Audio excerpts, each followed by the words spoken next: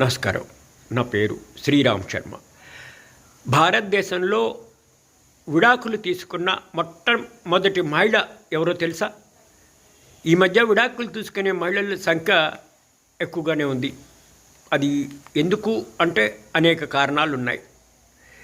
రుక్మాబాయి రౌత్ అనే స్త్రీ భారతదేశంలో మొట్టమొదటి విడాకులు తీసుకున్న స్త్రీ. ఆమె బాల్య వివాహం తిరస్కరించి విడాకులు తీసుకున్నారు. ఈ విడాకులు తీసుకోవడానికి చాలా పోరాడారు సదర్ రుక్మాబాయి గారు. రుక్మిణీబాయి 22 నవంబర్ 1864లో జన్మించారు. ఆమె 11 ఏళ్ల వయసులో 19 సంవత్సరాల దాదాజీ బిగాజీతో వివాహం జరిగింది. ఆవిడికి ఈమె కేవలం చదువుకోవాలనే ఉద్దేశంతో 1885 సంవత్సరంలో విడాకులు తీసుకున్నారు. ఆవిడ విడాకులు తీసుకున్న తర్వాత ఇంగ్లాండ్లో మెడిసిన్ చదివి మహిళల ఆసుపత్రిలో చీఫ్ మెడికల్ ఆఫీసర్గా జాయిన్ అయ్యి తర్వాత రిటైర్ అయ్యారు. మొట్టమొదటి లేడీ ఈవిడే విడాకులు తీసుకున్న దాంట్లో. Thank you.